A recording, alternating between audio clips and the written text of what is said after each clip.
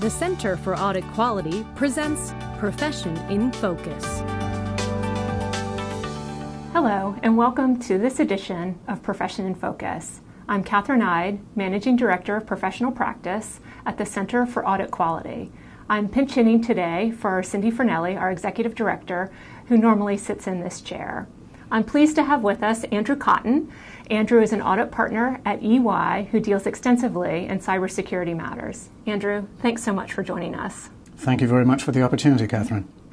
I had the opportunity to review EY's recent Global Information Security Survey, and it had some great information and data. And one stat that stood out to me was that only 4% of companies were confident that their information security implications were adequately considered as part of their current strategy. And that includes all relevant risks, including cybersecurity risks. It's kind of a bit frightening. Help us set the stage here. Yeah. What are you seeing in terms of companies' focus on cybersecurity? Okay. So I think first of all, let's take the question of was I frightened by the fact that only 4% felt confident, and I think maybe in terms of the survey, and I think you'd find this in other surveys as well, confidence when it comes down to cybersecurity is an issue that you're probably going to find very few companies that would say hand in hand. They're confident in an area that's emerging and changing and where the risk dynamic changes by the week. Yeah. So in terms of what companies are specifically doing, I think there's a great deal of activity. And there's a lot of positive movement by corporations, by the management and by their boards in the cybersecurity area in terms of managing enterprise risk, which of course is what cybersecurity is, as everybody is now defining it. For example, GM, Tech Data, and several others are now putting their cyber committee profiles and descriptions of the agendas of those committees out there on the web for people to see. And that's an encouraging trend that this is getting up to that level and getting more focus, but also more transparency to the market about what these boards and management are doing in the area. Mm-hmm. Yeah. Mm-hmm. It's often said that cybersecurity is a shared responsibility and that we all have a role to play in addressing the complex challenge that it presents. In your view, where does the CPA fit in, and how would you describe the role of the auditing profession? Okay. We're still in search of a cure for cybersecurity, and we'll be in search probably forever of such a cure. But I think that the role of the CPA, where the CPA has a unique role with management, is the role of trust and confidence. And that's a role that can be increased when the CPA is also independent. CPAs can play roles where they are not required to be independent with clients, certainly, but I think that there is a different screen and a different perspective when it's an independent voice advising management or the board. And I think in that area, just as we've been relied upon for many years to advise on accounting matters, to advise on internal control matters, to advise on sustainability matters, I think that this is another area where we have a point of view and we can express that view. A couple of comments that I'd like to make in addition are that the CPA profession, all of the firms are making very big investments at this point in hiring the right types of graduates and the right type of experienced personnel from outside who can bring a cybersecurity expertise. That's a critical strategy for all of the firms. The firms realize that our employees have to be more data aware and cyber aware than ever was the case in the past. And so that is people entering into the core assurance profession and obviously people into our advisory practices and specialty practices that surround cyber. So we're making a big investment in hiring people with STEM degrees, and we're hiring a lot of people who come out of government bodies where they've been trained in dealing with cyber threats for many years.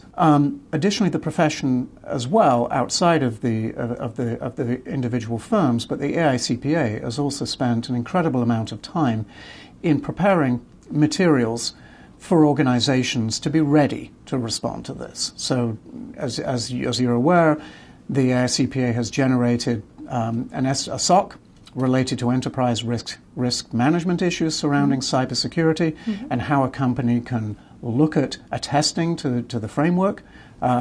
That could be done either by corporations or outside third parties. CPAs can be brought in to render an independent opinion using that approach. And in the works is a SOC relating to supply chain.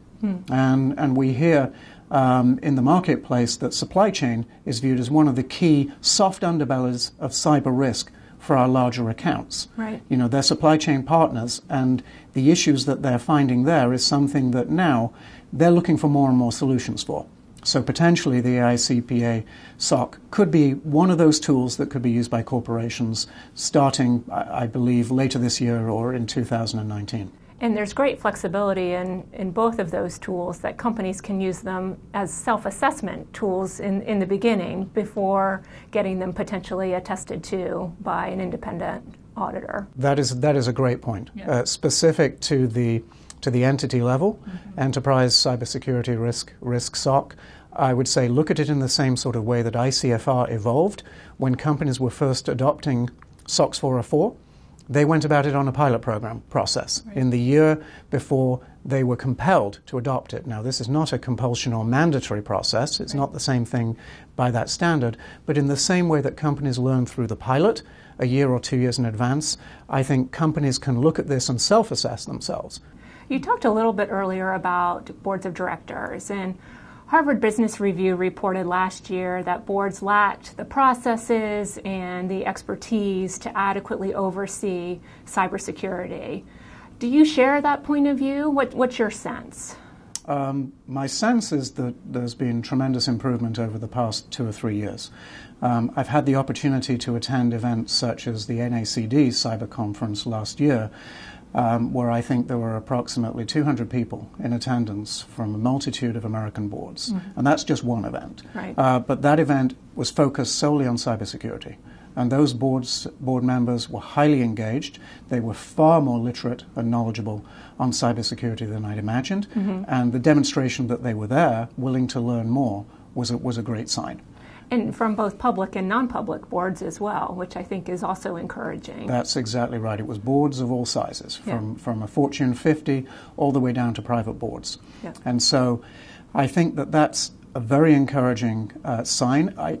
In terms of the boards, as everybody would always remind me, and I always remind people, the role of a board member is not to be a deep expert necessarily in any single topic.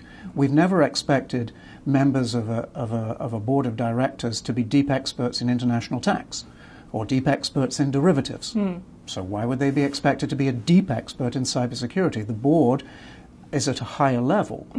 And the board members, certainly those that I met in Chicago and many others around the country, have the aptitude and ability to understand this topic, and they're investing a lot of their time in this right now. Thanks for those valuable insights, and thanks for joining us in Professional Focus, and thanks to you viewers for joining us for this most recent edition of Profession in Focus.